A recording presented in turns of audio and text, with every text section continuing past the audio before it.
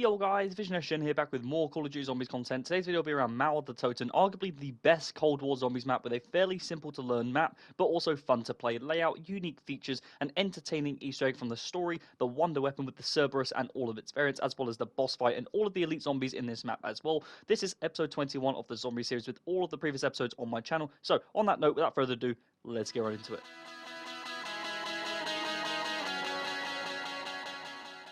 So first things first, let's kick this off with an initial overview. In my opinion, this is actually a decent map. It's surprisingly very fun to play through, even despite all the backlash that I've seen from reviews going into this.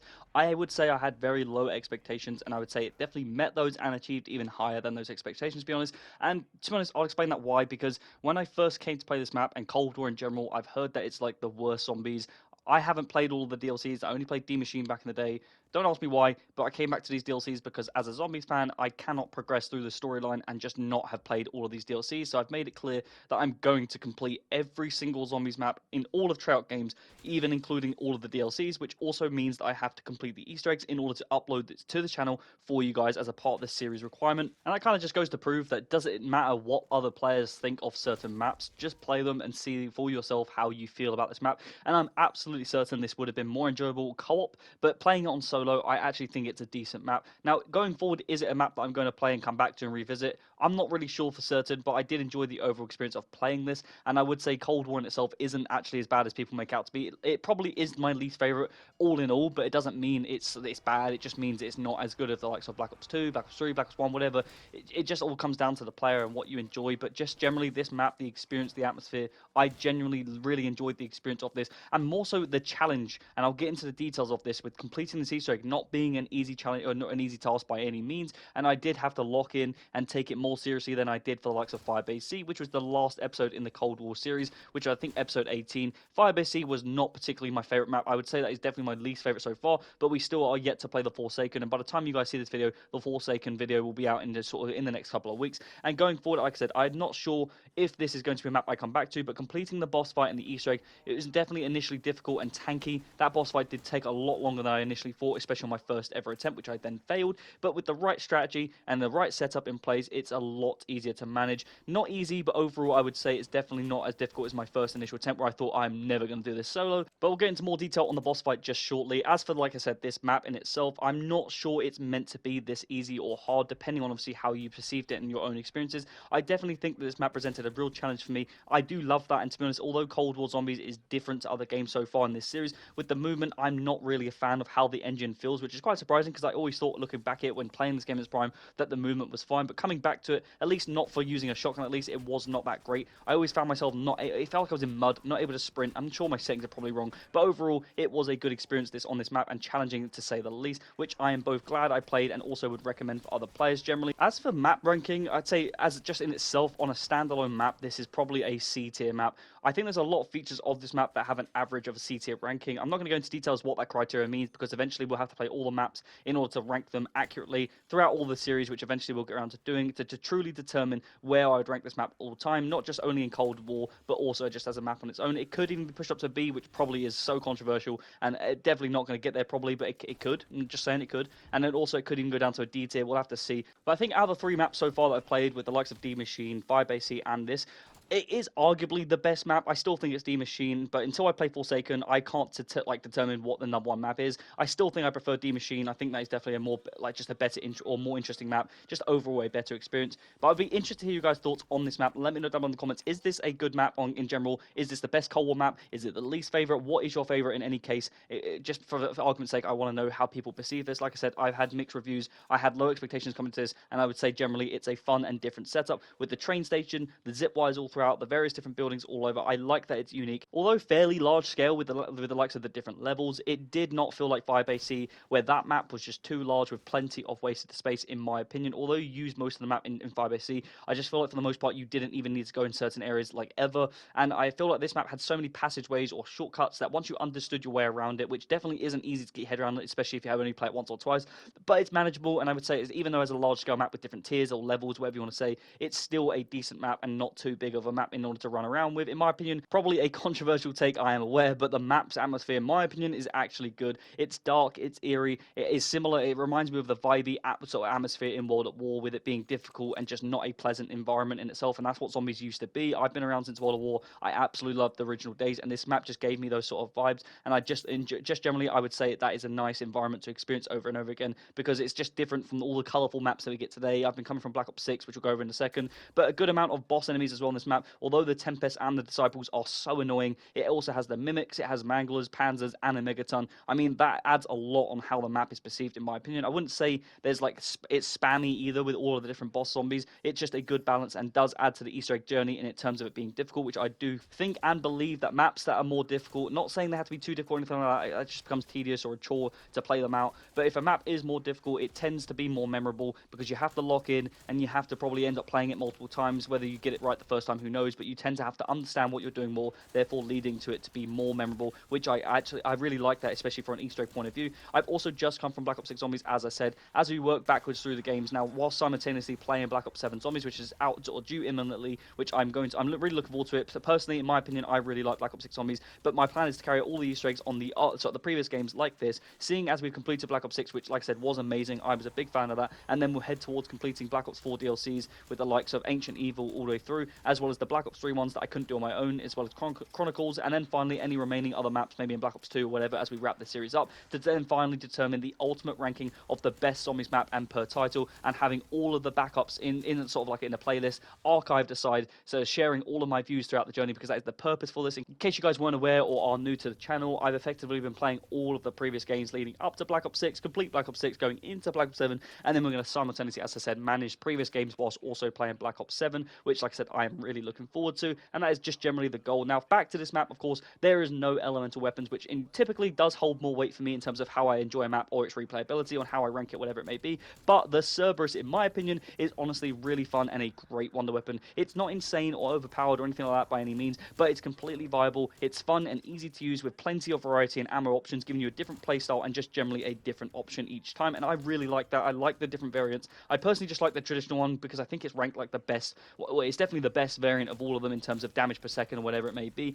but I would say just generally there are good options in this game. It is fun and it does add to the map in terms of flavor and just making it more enjoyable. Now, the map itself, like I said, at first it is not easy by any means to get used to. It is pretty difficult, to be honest, but I had an enjoyable Easter egg journey to follow along with, and the story is great. Now, I know I said I've done this backwards coming from Black Ops 6, which means I've actually played the sequel in terms of the story and the Easter egg prior to the prequel, and understanding what happens in the storyline now, coming back to see it, how it all comes together, or it was initially planned out, is really weird. Just understanding like certain aspects in terms of Richtofen, Janus Towers, how we're leading towards that with Requiem. It's just really cool to see how it's playing out, and I actually really have enjoyed the journey so far in the Easter egg itself. But the boss fight is really difficult on this map, I would say, initially, especially if you're not set up like I wasn't. I didn't initially have a PAP 3 sort of the Cerberus in itself, which made killing the boss really, really difficult. Valentina just would not die, breaking the shield, and then not realizing the bodies that float in the air will eventually sort of heal her back.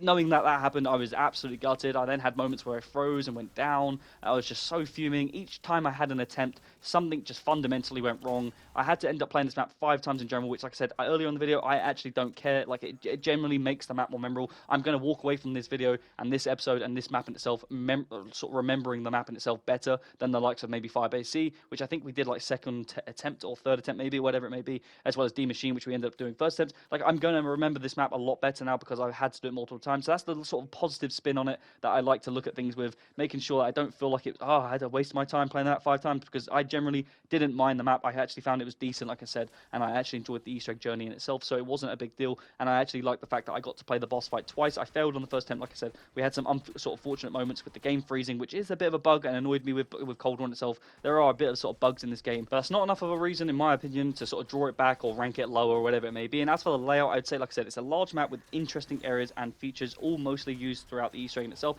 As for high round, I haven't personally attempted one, as I'm just an Easter egg guy for the most part, but I can imagine it would play out as one of the sort of easier, I wouldn't say easier, but definitely more manageable high round strategies, especially with the Cerberus.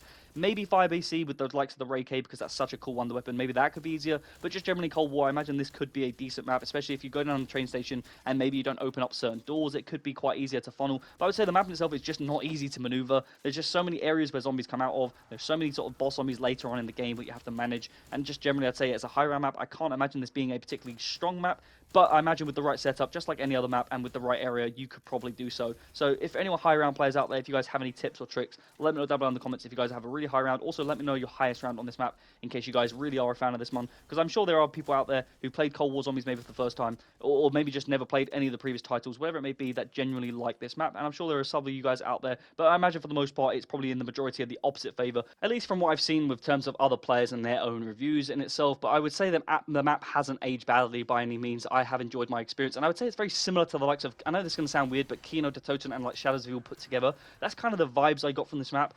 Maybe with a bit of World of War sort of atmosphere as well, like I said. But all in all, I would say it has a bit of sort of reference points to the likes of Shadows of Evil with the sort of city scene, and the likes of Kino to Toten with certain rooms and just the way the map's played out. I do think there's similarities in itself. But Cold War in itself as an overview, I would say as a new zombie style and sort of introduction of the new era that we're in with zombies, with modern zombies in itself. A lot of the feedback and criticisms basically started there, and I would say that is the origin of where people's issues came from. But personally, I'm okay with it. I'm not actually against it. I don't mind change as long as they don't ruin the game, which I don't think they have. A lot of people I think are overreacting. Yes, like I said, I've been playing since World of War, and I did prefer the original zombies. By any means, yes, I would prefer it to be that way. But it's not like I'm against change, and I think anytime they make a change, people just overreact for the most part. Maybe that's controversial. Maybe people just despise the new modern zombies so much that they stop playing it. But in my opinion, Black Ops 6 was really good. I think Black Ops 7 should be really good, and I think Cold War isn't bad by any means. I think it's like I said, it probably is the least favorite of all of them. I actually don't mind Black Ops 4, so maybe that says a lot about my opinion on zombies, because a lot of people despise Black Ops 4 as well.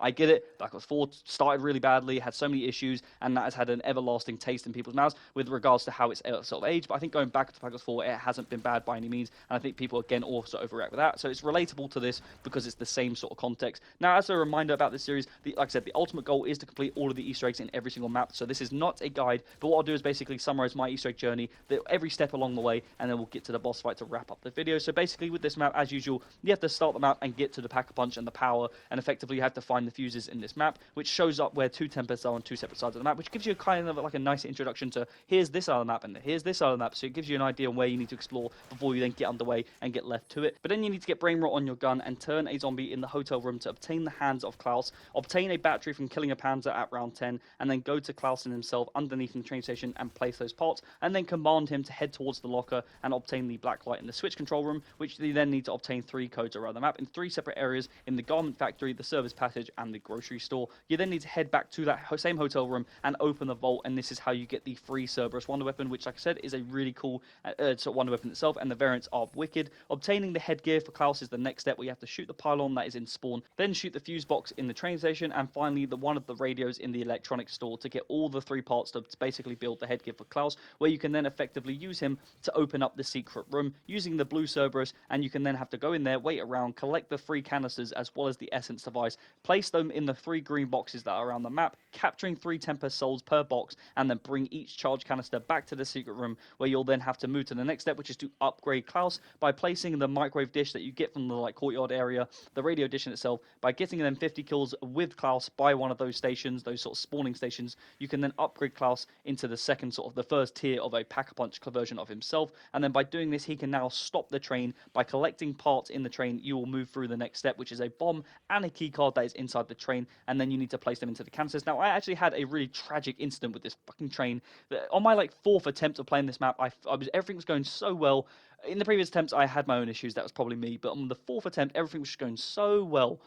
And then the train was stopping, and I thought you could just run onto the train before it effectively actually stopped, even though it wasn't really moving. And then I went down. I got hit by the train, went down, even though, like I said, it was not moving.